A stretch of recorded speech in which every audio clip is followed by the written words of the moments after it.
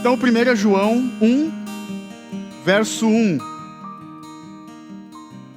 Diz assim: o que era desde o princípio, o que ouvimos, o que vimos com os nossos olhos, o que contemplamos e nossas mãos apalparam a respeito do verbo da vida. Pois a vida foi manifestada, nós a vimos, damos testemunho dela e vos anunciamos a vida eterna que estava com o Pai e a nós foi manifestada. Sim, o que vimos e ouvimos, isso vos anunciamos, para que também tenhais comunhão conosco, e a nossa comunhão é com o Pai e com o seu Filho Jesus Cristo. Essas coisas vos escrevemos, para que a nossa alegria seja completa. Amém. Feche seus olhos, por favor. Vamos orar de novo, mais uma vez. Nunca é demais, né? Oração sempre é bom. Bendito Deus e Pai, a Ti nós rendemos graças. Concordamos com o que o presbítero Leandro já colocou diante do Senhor. Mas eu te peço, ó Deus, que o Senhor, nesse momento, venha silenciar as vozes em nossas mentes, em nossos corações. Desde a criança mais nova até o mais avançado de idade, Pai, eu te peço, silencia o nosso anseio para que cada um de nós estejamos atentos ao que o Teu Santo Espírito, por meio da Tua palavra, vai falar, vai ministrar a cada um de nós aqui. Pelo Teu agir, pelo Teu mover, para que a Tua igreja seja edificada e Cristo glorificado em nosso meio. Ajuda-nos a compreendermos as coisas que precisamos compreender e as que precisam ser transformadas em nossas vidas, para que o Senhor cresça em nós. É o que te pedimos. Em nome de Jesus. Amém. Obrigado. Você pode se sentar.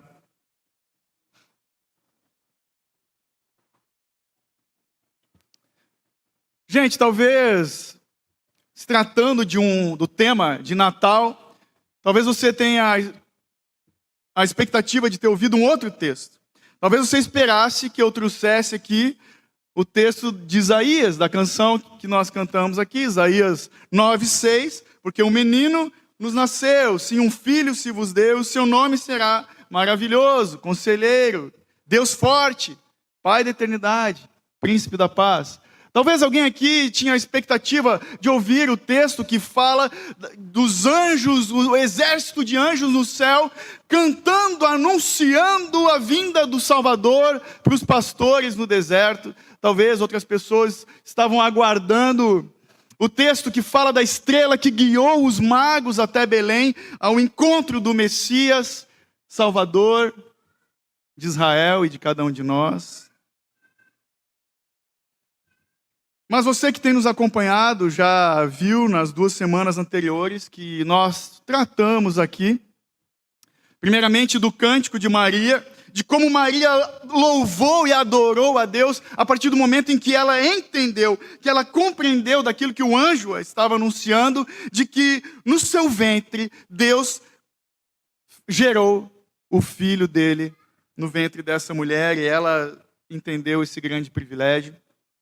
Nós tratamos também do cântico de Simeão, aquele velhinho que tomou o bebê Jesus em seus braços, entoou um cântico de gratidão a Deus, falando: Senhor, agora podes me levar em paz, porque os meus olhos já contemplaram o Salvador. Temos falado dessas coisas, da reação de Maria, da reação de Simeão, mas eu pergunto para nós aqui, diante dessa notícia, que é a mais maravilhosa de todas, a do Natal, qual é, ou qual deve ser, a nossa reação enquanto cristãos?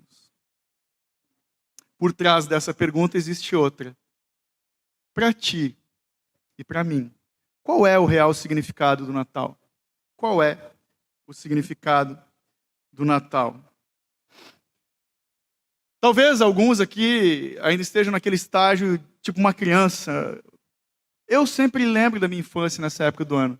Sabe, tem gente que fica empolgada com o Natal, aguardando esse bendito dia em que nós, com certeza, vamos trocar presentes, vamos ganhar presentes.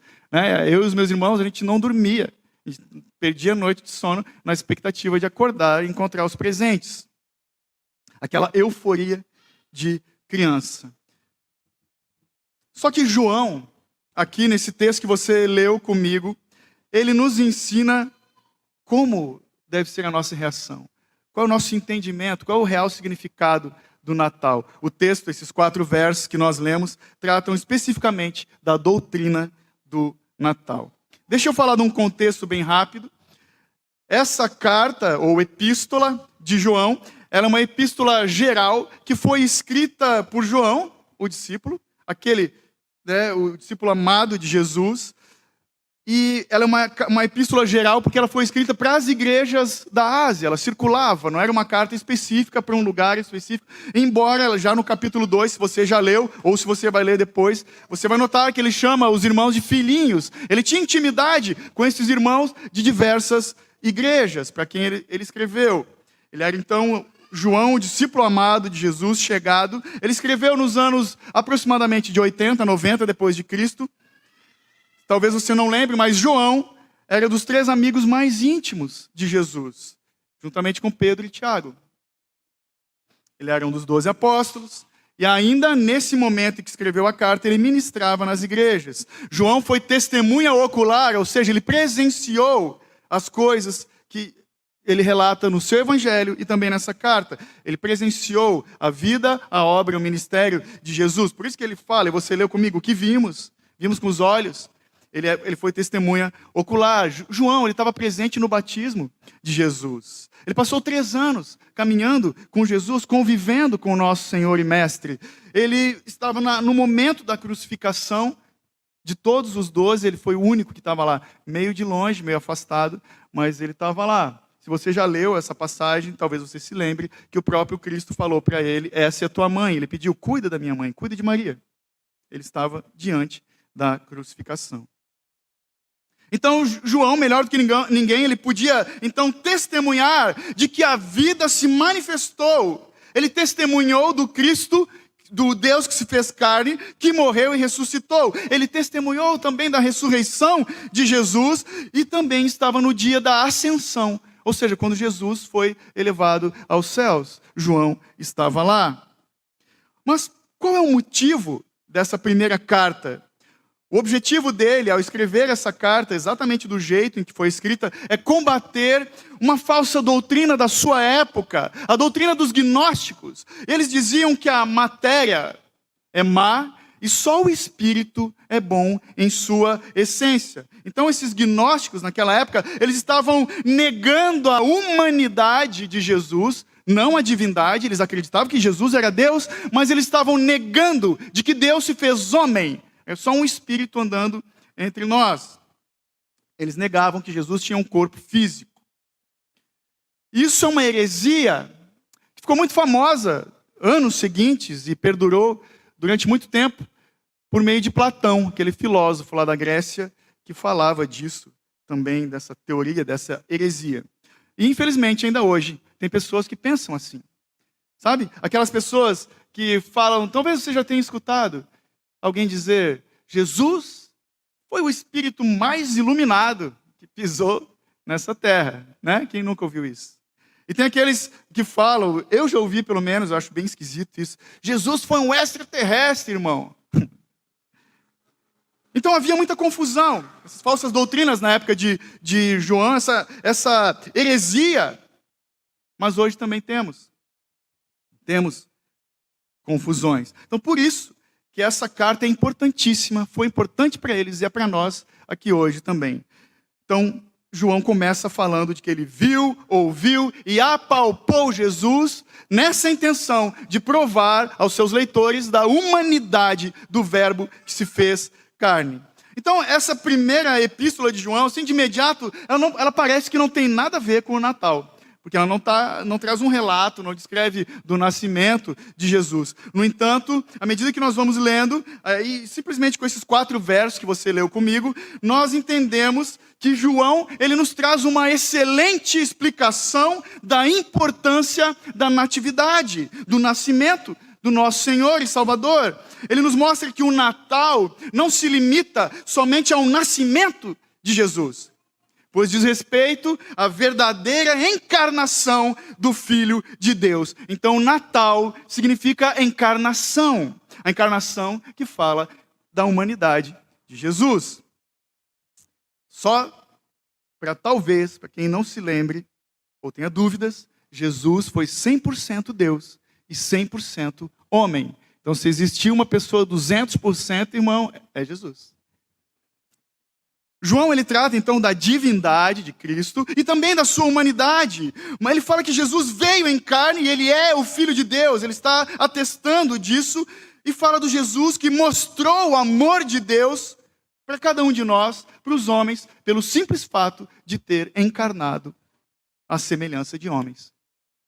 Então, agora com essas informações, como que nós então devemos reagir diante dessa notícia, dessa verdade do Natal? Nós precisamos, irmãos, nos perguntar qual é o real significado do Natal. Precisamos. E nesse texto que você leu comigo, então, nós vamos ver 4 verdades a respeito do significado do Natal. A primeira é que o Natal significa salvação. Natal igual a salvação, que a salvação que nos foi concedida pela graça de Deus. Ele fala no verso 1 ainda que Jesus é o verbo da vida. É muito legal porque no Evangelho de João, cantamos também aqui, ele diz que Jesus é o verbo. João 1. No princípio era o verbo estava com Deus e o verbo era Deus. O verbo é o Logos, é o Deus que se revela, o Deus que se faz conhecer, o Deus que se torna compreensível aos homens. Ele é o verbo de Deus. Mas agora aqui em 1 João 1:1, ele é chamado de o verbo da vida. Olha que interessante. O texto começa, eu não sei qual é a versão que você tem em mãos, mas a minha diz, o que era desde o princípio.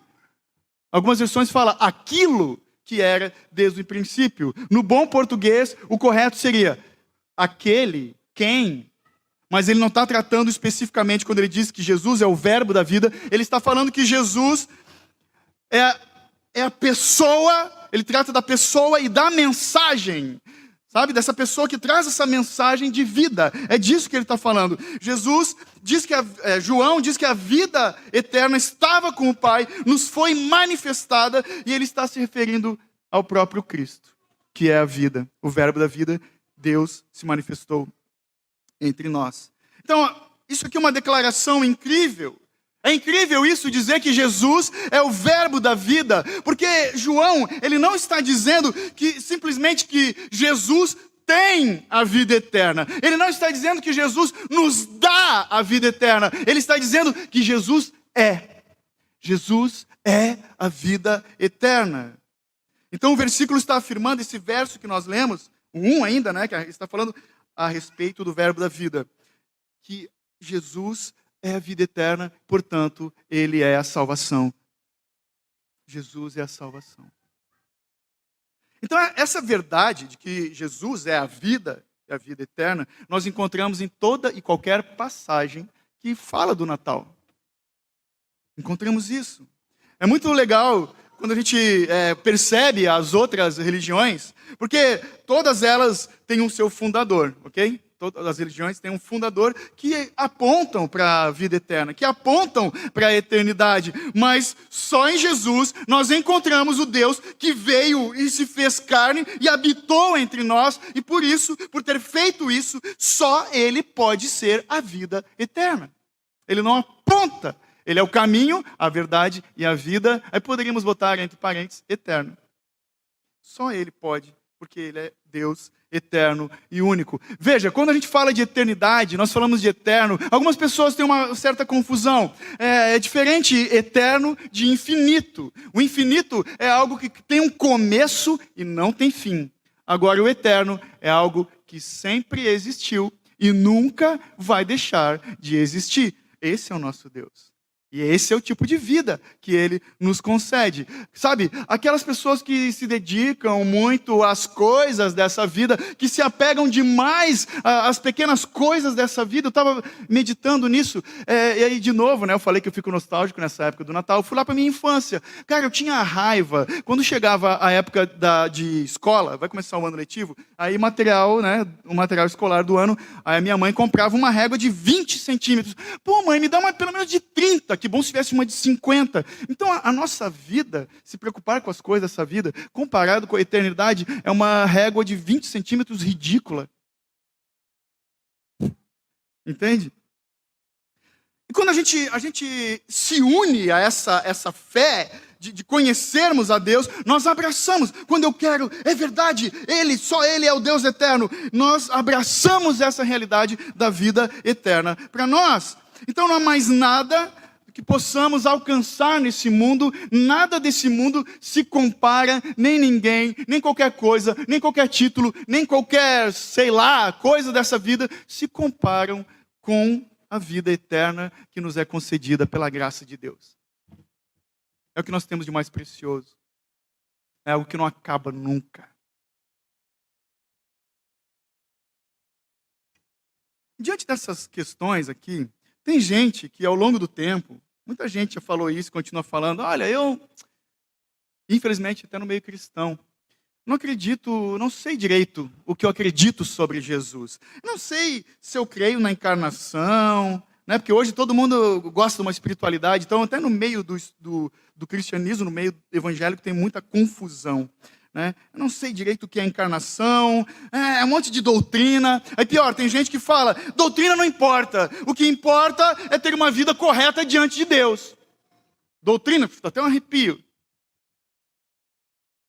Só que quando essa pessoa fala que doutrina não importa, o que importa é ter uma vida reta diante de Deus. Nunca matei, nunca roubei, não traio a minha mulher, sabe? Tem gente que fala isso. Então quando a pessoa diz isso, o que importa é levar uma vida correta, isso é uma doutrina.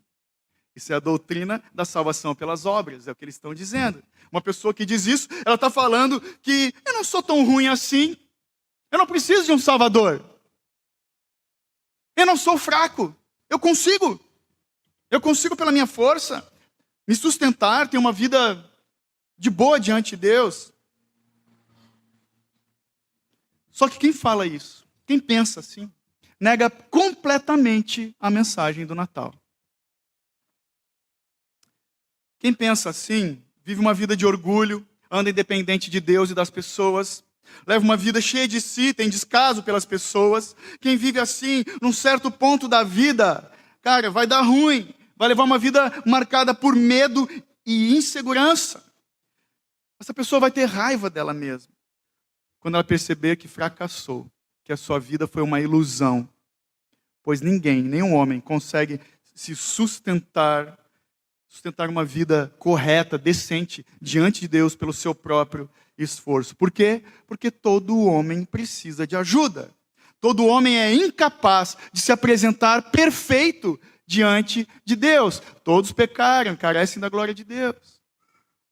Por isso, Jesus é o perfeito presente da graça para nós pecadores. E por isso, nós somos salvos pela graça de Deus.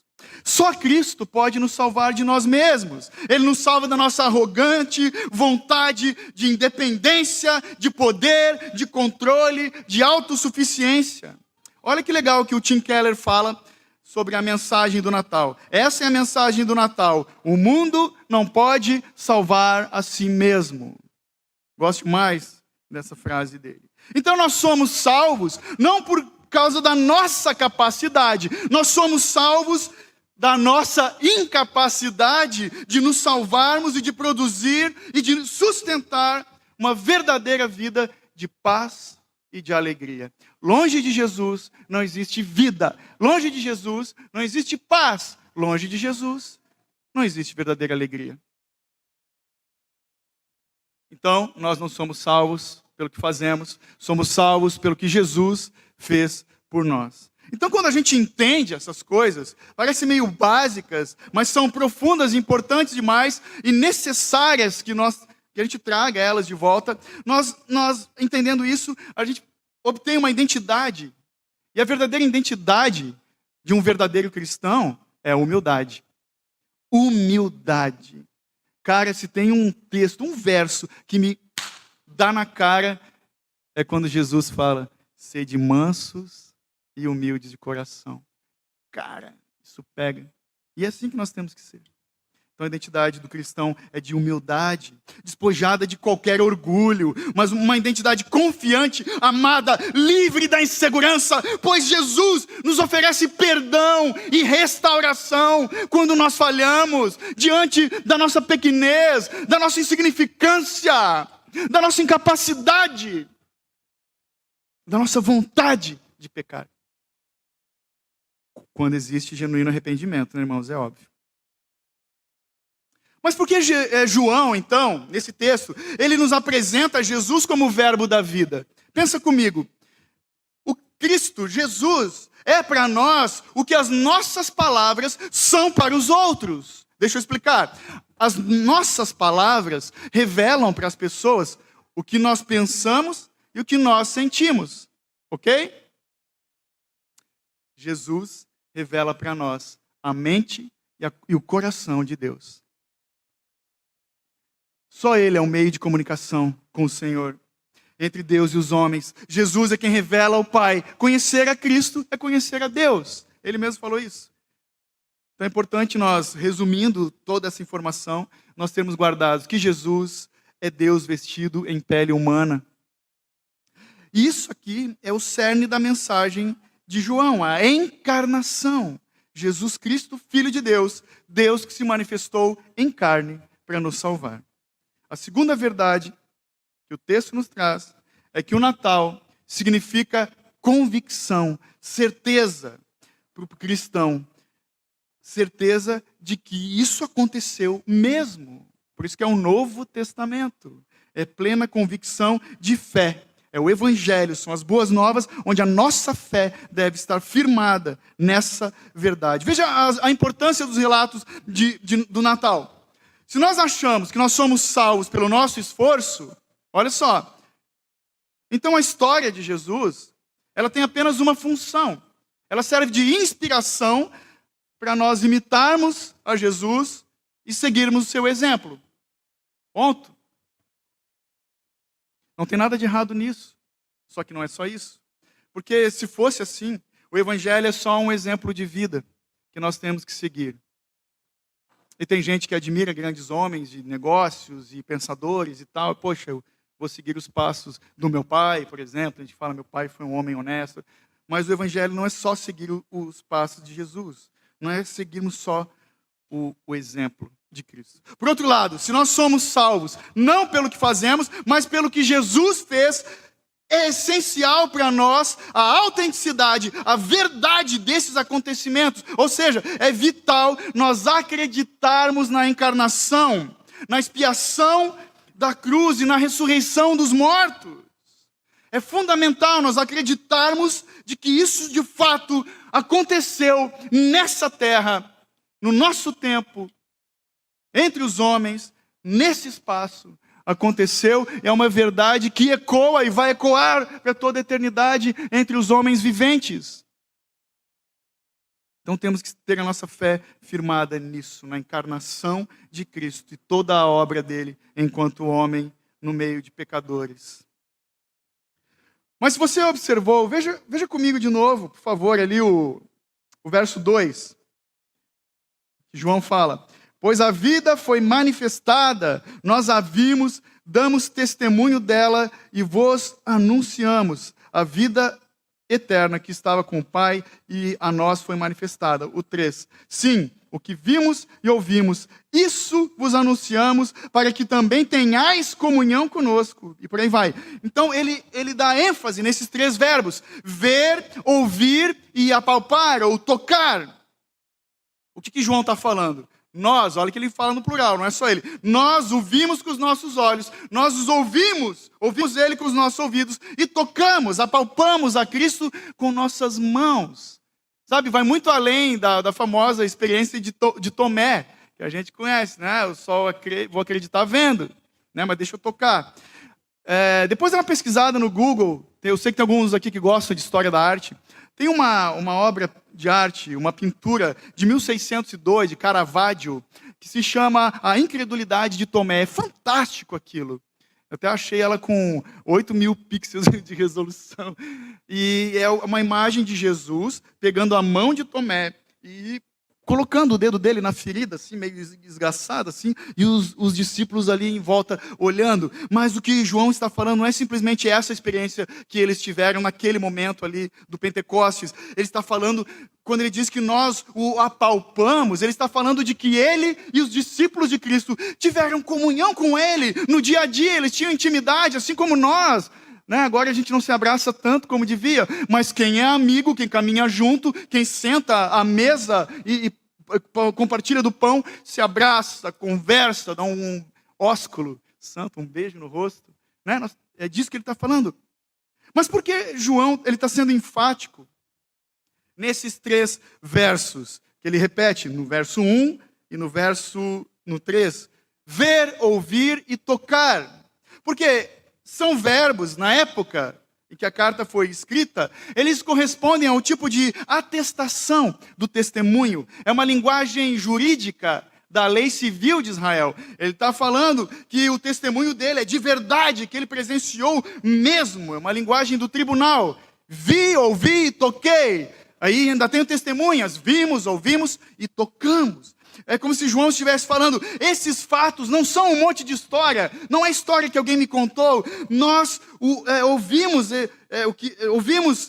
de verdade, Jesus viveu de verdade, morreu de verdade e se levantou dos mortos de verdade. Ele está dizendo, eu estava lá, nós estávamos lá, vivenciamos isso de verdade. Então, meu irmão, se o Natal é para nós apenas uma história bonita, uma lenda bonita, uma estação do ano, das luzes que iluminam a nossa cidade, que está muito bonita, inclusive, se é só uma época de decorarmos, mudarmos a decoração da nossa casa, que não tem problema nenhum com isso, é uma época de comer comidas diferentes, quem pensa assim é como uma criança. É como uma criança que se empolga com o embrulho do presente, somente. E não dá a devida atenção para o presente da graça. Mas se o Natal, meu irmão, for a verdade mais importante das nossas vidas, e João diz que é uma verdade mesmo, absoluta, eu estava lá, então isso é um sinal de que nós somos salvos pela graça, que nós entendemos esse pacote da graça, e ao crermos assim, e termos essa alegria junto com João, nós temos parte no que ele nos anuncia, e portanto temos comunhão com ele, temos comunhão com os salvos. A terceira verdade do texto é que o Natal significa comunhão com Deus. A verdade dessa mensagem nos nossos corações torna possível a comunhão com Deus. Veja, os versos 1 e 2 são um tipo de depoimento. Ele fala, vimos, ouvimos, apalpamos. Ele dá um depoimento. Se você bem percebeu na tua Bíblia, o verso 2 está entre parênteses. É um comentário do verso 1. Vou ler de novo. O 1. O que era desde o princípio, o que ouvimos, o que vimos com nossos olhos, o que contemplamos em nossas mãos apalparam, a respeito do verbo da vida. Aí, parênteses no 2. Pois a vida foi manifestada, nós a vimos, damos testemunho dela e vos anunciamos. A vida eterna que estava com o Pai e a nós foi manifestada. Então o 2 é um comentário do 1. Agora, nos versos 3 e 4, vamos ler.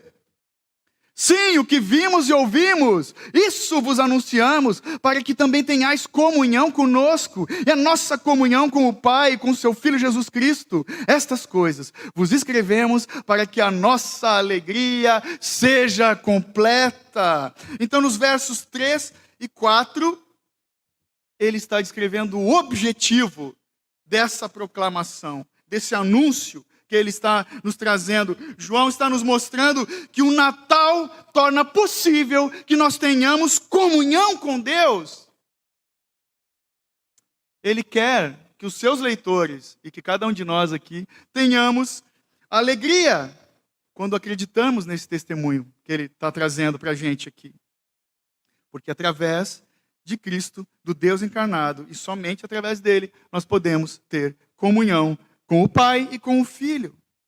A palavra comunhão, no original, você já ouviu, tem até algumas igrejas com esse nome, koinonia.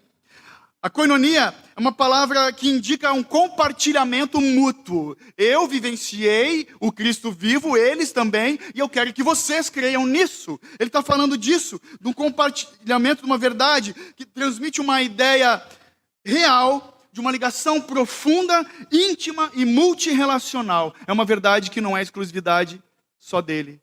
Por isso ele fala a nossa alegria no verso 4. A koinonia é a comunhão de estarem firmados numa verdade, na mesma verdade que produz salvação. E esses dois versos, o 13 e o 4, nos trazem os dois propósitos principais do Natal. O primeiro é a comunhão, é disso que a gente está falando. Por quê? Porque o pecado separa, o evangelho une. O pecado separou o homem de Deus, de si mesmo e do próximo. O evangelho reconcilia o homem com Deus, consigo e com o próximo. Onde o pecado cava abismos, o evangelho constrói pontes. Onde o pecado gerou a morte, o evangelho trouxe vida. Onde o pecado abriu fissuras, o evangelho promoveu restauração e comunhão. Então, o João, ele está dizendo que todo cristão genuíno pode ter comunhão pessoal com Deus. Do mesmo jeito que ele, os seus amigos, apóstolos e os outros discípulos tiveram pessoalmente quando eles conheceram ao Senhor Jesus e tinham comunhão com ele. Uma perfeita comunhão.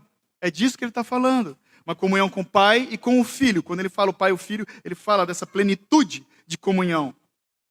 E também, a partir disso, uns com os outros. Cara, isso aqui é o que melhor define a igreja do Senhor. Sabe, cada um de nós aqui, nós temos as nossas particularidades, temos nossos gostos, alguns têm mais afinidade entre alguma coisa e outra, mas o que nos une e nos torna uno é essa fé, a nossa perfeita comunhão, é que cremos e dependemos de Cristo Jesus, o presente da graça para nós.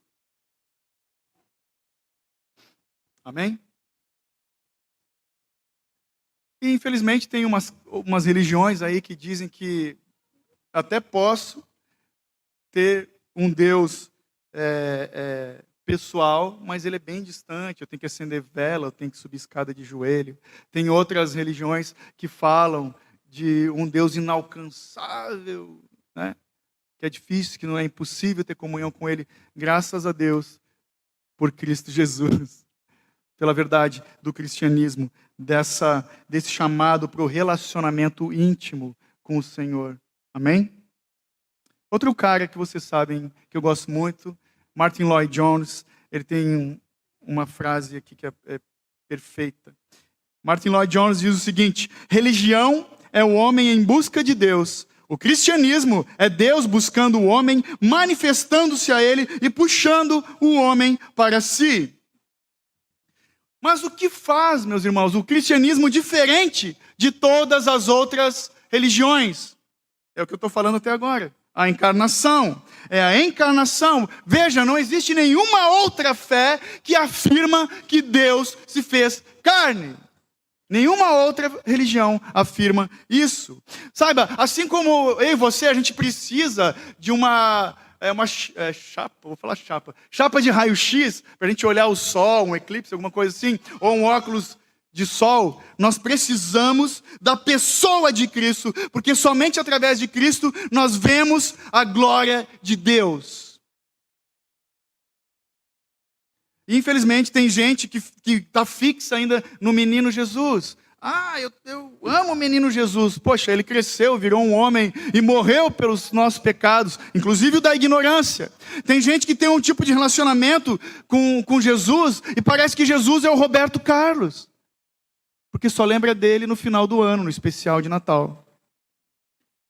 Então eu te digo, vocês aqui, você que me ouve em casa, se você quer conhecer a Deus pessoalmente, não pode apenas acreditar em verdades genéricas, coisas que você ouve por aí. Você não pode apenas ter uma vida de oração. Ah, eu oro, eu falo com Ele todo dia. Isso não é suficiente. Quem quer conhecer a Deus precisa mergulhar nos textos do Evangelho, como esse que nós estamos lendo.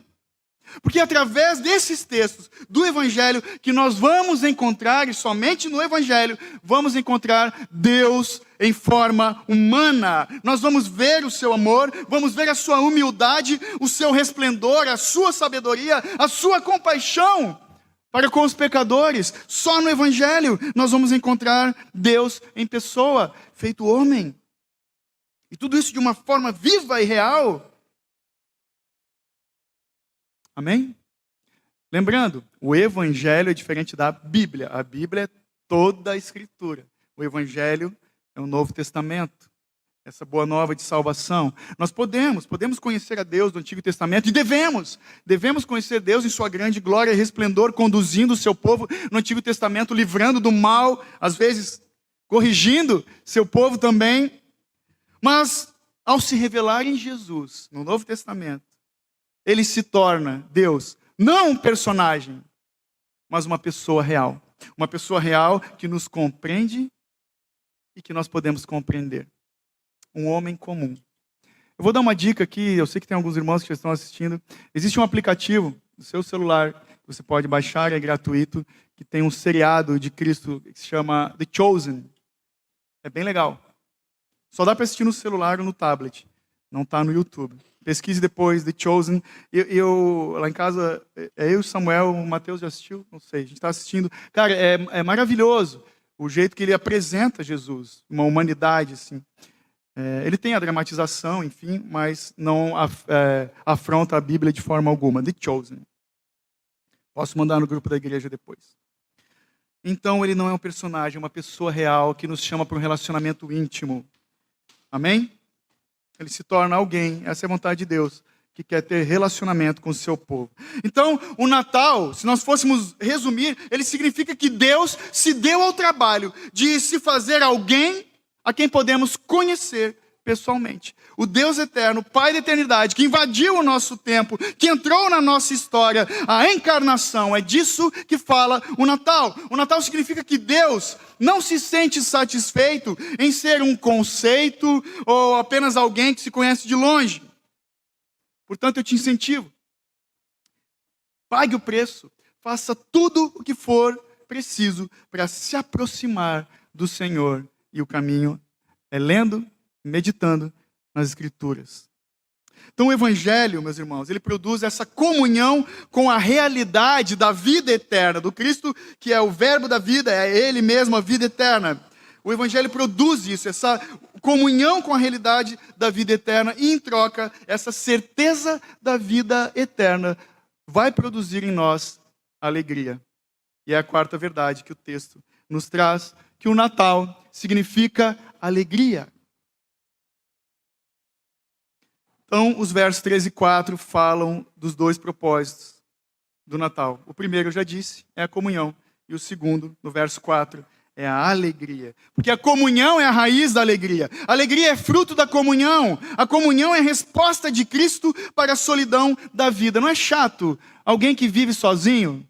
Tipo, uma senhorinha que não teve filho, nunca casou, está chegando no final da vida, a gente olha de longe, é triste. A solidão é triste. A fé cristã é a fé da comunhão. Isso vai gerar alegria. Alegria é a resposta de Deus para o vazio de uma vida superficial. O Evangelho é a boa nova de grande alegria. O reino de Deus que está dentro de nós é alegria no Espírito Santo. O fruto do Espírito é alegria. E uma das ordens de Deus é alegrai-vos. Está lá em Filipenses 4:4. Então aqui no verso 4, João ele está dizendo, a minha alegria ela não vai ser completa enquanto vocês que leem a minha carta não tiverem essa comunhão com Deus que nós temos. É o desejo dele. Ele está dizendo que o objetivo principal dessa carta é gerar alegria em seus leitores, nos seus ouvintes. Só que essa alegria da natividade, ou da encarnação, ou do Natal, ela é uma felicidade, mas não desse tipo momentâneo, uma felicidade dessa vida, tipo que a gente fala aqui no Brasil, alegria de pobre dura pouco. Não é esse tipo de alegria que vai embora quando vem um problema, quando dá alguma coisa errada, quando a gente se frustra, se decepciona com alguém. É uma alegria firme. A alegria em Cristo Jesus é uma alegria firme, constante e inabalável, como um lastro vertical de um barco passando pelas adversidades das águas da vida. É uma alegria de quem está firmado como a árvore do Salmo 1, junto a correntes de águas. Uma alegria de quem está bebendo dessa fonte de salvação que é o Evangelho. Essa alegria é a alegria de uma convicção firmada na fé, na certeza de que o pranto pode durar uma noite, mas a alegria pela manhã. É uma alegria firmada na verdade. Na verdade, essa alegria é a principal marca da vida cristã. Nós não temos desculpa. Sabe? Crente carrancudo vai orar de mal com a vida, misericórdia. A gente pode se aborrecer? Pode, mas que nós sejamos rápidos e resgatar essa alegria. Lembrar, nós não temos motivo algum para reclamar da vida, ou estamos apegados com as coisas dessa vida, demais. Aí sim, aí é uma falsa fé, porque é uma falsa alegria, é um falso contentamento, é uma falta de entendimento. Porque a alegria não é um sentimento que nós produzimos, mas é a consequência de um relacionamento com Cristo. O Salmo 16:11 fala: só na presença de Deus há plenitude de alegria. Saiba que o pecado promete alegria, mas produz sofrimento. Os prazeres do pecado são passageiros, duram só um tempo. Mas a alegria de Deus é eterna e dura para sempre. Por isso, meus irmãos, a nossa alegria deve estar firmada no amor do Pai, na obra do Filho e no consolo do Espírito Santo. Amém? Jesus falou em João 16:22, e a vossa alegria ninguém poderá tirar. E de uma forma prática para nós, ainda falando dessa alegria, está vendo que é uma sequência, né? Do que essa notícia vai trazendo aos nossos corações, e o resultado é essa alegria diante da notícia do Natal. Como que essa alegria pode acontecer? Ela acontece, meus irmãos, por meio das coisas comuns dessa vida, através de meios ordinários. A gente vive um tempo hoje de pirotecnia, todo mundo quer show, quer espetáculo, e por isso, alguns, eu já tenho indicado esse livro, vou falar de novo. Um dos melhores livros que eu já li é o Simplesmente Crente, Michael Horton. Leia esse livro. Ele fala justamente da alegria nas coisas ordinárias da vida cristã. Então, muita gente se perde no caminho porque não entende ou espera de Deus show, pirotecnia, sabe? Nós vamos crescer nessa alegria por meio das coisas simples, o pão nosso de cada dia, que é coisa mais trivial, mais ordinária do que isso, por exemplo. Então, por isso também, João escreve, começa falando, as coisas que vimos, ouvimos e as nossas mãos apalparam. Ele está falando de visão, audição e tato. São coisas comuns de todos os homens. Coisas que a gente usa, percebe, e usa sem perceber todo dia e não rendemos graças a Deus por isso. Né? Em tempos de Covid, tem gente, estou 4 meses sem sentir o cheiro das coisas, o paladar. Como faz falta, né? A gente só dá valor para algumas coisas quando faltam essas coisas. Não passei por isso e espero não passar, em nome de Jesus, está amarrado, amém. Né? Então, João está falando disso, de coisas triviais. Ver, ouvir, apalpar. E essas coisas testificam de Cristo entre nós. Foi que Deus usou para o bom testemunho do apóstolo. Isso é maravilhoso, isso é fantástico, é extraordinário. Deus Todo-Poderoso, em toda a sua glória e majestade, o Deus infinito que se fez finito e se condicionou numa manjedoura, como um simples bebê. Este é o centro da mensagem do Natal, não é? A simplicidade de Cristo, a humildade do Deus Todo-Poderoso. E o mais irônico de tudo é que daqui a uns dias, ainda na semana, cara, milhões de pessoas vão se reunir em família e vão abraçar o Natal, essa data, esse feriado cristão, para celebrar o Natal. Mas milhões de pessoas vão fazer isso sem de fato entender o que estão fazendo, sem de fato compreender o que estão celebrando. É triste isso. Porque o mundo não pode compreender a mensagem do Natal, porque eles aguardam, como eu já falei, um grande espetáculo. Por isso que a mensagem da cruz é loucura para muitos. Do Jesus que não nasceu num hotel 5 estrelas, nasceu num estábulo, não foi morar no palácio, de imediato ele se tornou um refugiado sem teto. Celebridades não foram visitá-lo, foram homens simples, os pastores. Em todos os detalhes da história do Natal, Jesus desafiou as expectativas do mundo, inclusive as dos judeus também, na sua época. E hoje ele continua fazendo isso. A mensagem é a mesma, a pessoa é a mesma. Ela não precisa ser atualizada, como alguns têm falado. Por quê? Porque hoje nós vivemos os dias dos ricos e famosos, dos bem-sucedidos, dos influenciadores com milhares de seguidores. E por isso, o mundo não consegue entender que Deus na pessoa de Jesus. Nós temos que sempre nos lembrar que a vida cristã não começa com grandes feitos, e sim com um simples gesto humilde da parte de Deus, comum, ordinário. Olha o que Agostinho fala a respeito do Natal. Aquele por quem todas as coisas foram feitas, foi feito uma de todas essas coisas. O Filho de Deus, pelo Pai sem mãe, tornou-se o Filho do homem por uma mãe sem pai. A palavra que é Deus, antes de todos os tempos, se tornou carne no tempo determinado. O Criador do sol foi feito sob o sol. Aquele que enche o mundo jaz em uma manjedoura, grande na forma de Deus, mas minúsculo na forma de servo. Isso foi de tal forma que nem sua grandeza foi diminuída por sua pequenez, nem sua pequenez foi superada por sua grandeza. Então a verdadeira alegria vai crescer em nossas vidas por meio dessas práticas comuns e triviais, práticas de obediência a Deus, de amor a Deus e de dedicação ao próximo, práticas de fé e devoção, firmadas na comunhão que vai gerar verdadeira alegria.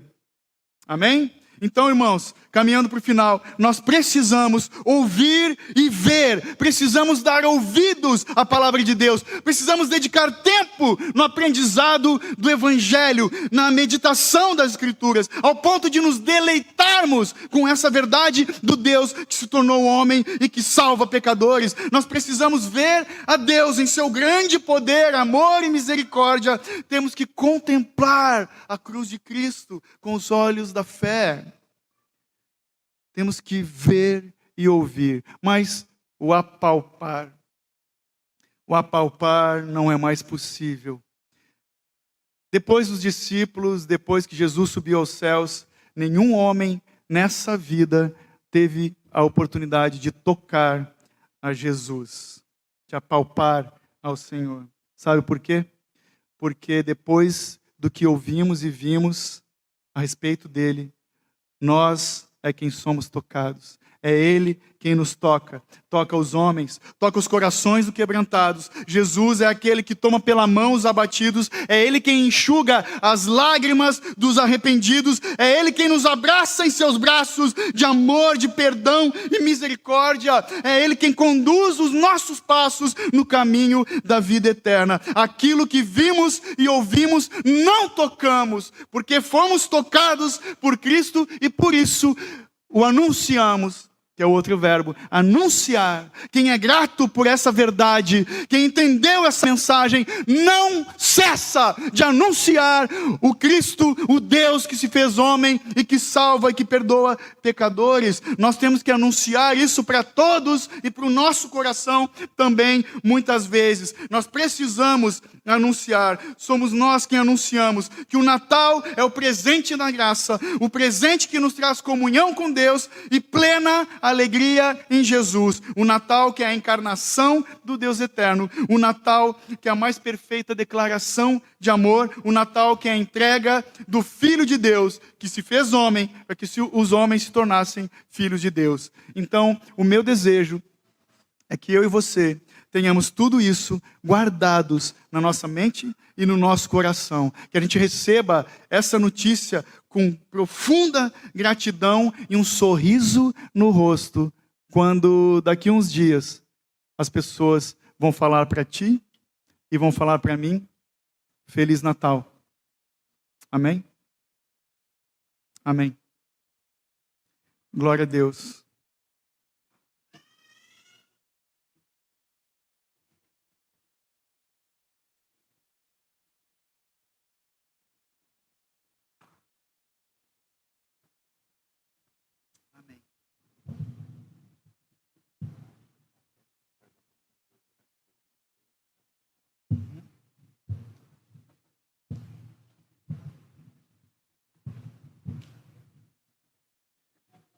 Louvado seja Deus.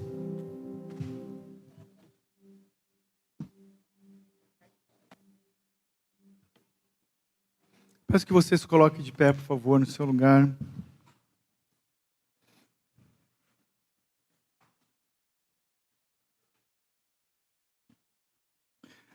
Esse ano, excepcionalmente, a gente não vai ter aquela nossa ceia, todo mundo sabe disso, que a gente fez, né, nos outros 2 anos. Cada um trazia um prato e foi tão legal. O atual momento não nos permite fazer isso. Mas eu tenho certeza que ano que vem a gente vai fazer. E por isso então nós deixamos a Santa Ceia para o final, para esse culto específico.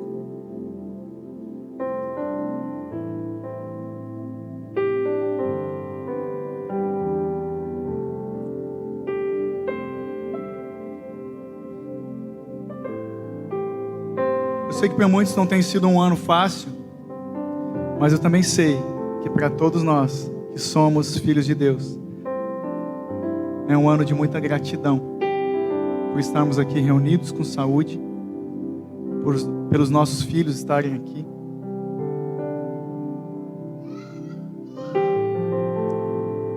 Eu vou orar aqui antes da gente dar sequência na ceia, mas eu queria que nesse momento cada um de nós, a gente orasse em ações de graças, lembrando dos motivos de agradecer o Senhor e principalmente pela grande alegria da salvação. Davi falava muito disso. Restaure em mim, Senhor, a alegria na salvação. Gente, que remédio maravilhoso esse verso para os dias difíceis, para os dias de tristeza. Sabe? Que remédio maravilhoso. Restaure em nós a alegria da salvação. Nós podemos, às vezes, ficar tristes, podemos sim nos aborrecer, somos humanos, temos sangue, né, correndo nas nossas veias, mas de forma alguma um cristão pode ser ingrato. O mundo posta hashtag gratidão, a gente não precisa postar, nós temos que viver. Amém? Eu não sei qual é o motivo seu, de oração pessoal, cada um no seu lugar, mas eu quero tornar público, rendendo graças ao Senhor. Alguns aqui sabem, esse ano nós tivemos uma grande bênção. Corremos o risco de perder o nosso filho mais velho, pela trombose que ele teve. Quando o médico chegou para nós e falou, olha, ou é óbito, ou é perder uma perna.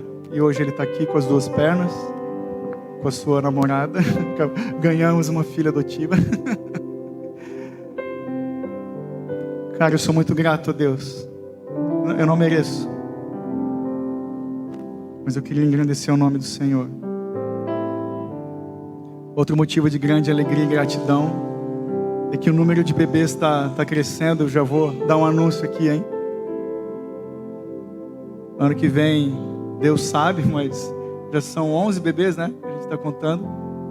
E louvado seja Deus por isso, efeito pandemia. Tem uns meninos chegando, né? Glória a Deus. E Giovana, a gente não sabe ainda, né? Mas ela e o Dani ganharam um presente de fim de ano. O Daniel e a Giovana estão grávidos. Louvado seja Deus por isso. Estou muito feliz. Senhor, bendito és tu, ó Pai. Mesmo diante da nossa ingratidão, da nossa infidelidade, o Senhor não muda. Tu és o motivo da nossa alegria, Cristo. O Deus que se fez homem, aquele sem mancha que morreu em nosso lugar, Pai. Pai, no dia de Natal em que estivermos reunidos em família com os nossos amados, Pai, ao partir do pão, ao sentarmos à mesa, nós possamos nos lembrar do que vamos fazer agora aqui, do Teu corpo que foi moído na cruz, Pai, do alto preço que o Senhor pagou, se humilhando na forma de homem. Pai, um desejo só eu tenho, que a nossa alegria esteja firmada na eternidade, Pai. A maior alegria das nossas vidas seja Cristo e nada desse mundo e ninguém dessa vida além de Ti, Senhor, do Senhor. Que a nossa fé esteja firmada, Pai, na pessoa, na obra de Cristo. Concede-nos, Pai, de crescermos nessa verdade, de uma fé genuína, firmada nessa boa nova de salvação, na encarnação do Filho de Deus. Muito obrigado, Jesus, por esse momento, pela Tua palavra. Pai, por esse ano também que caminha para o final, nós rendemos graças a Ti.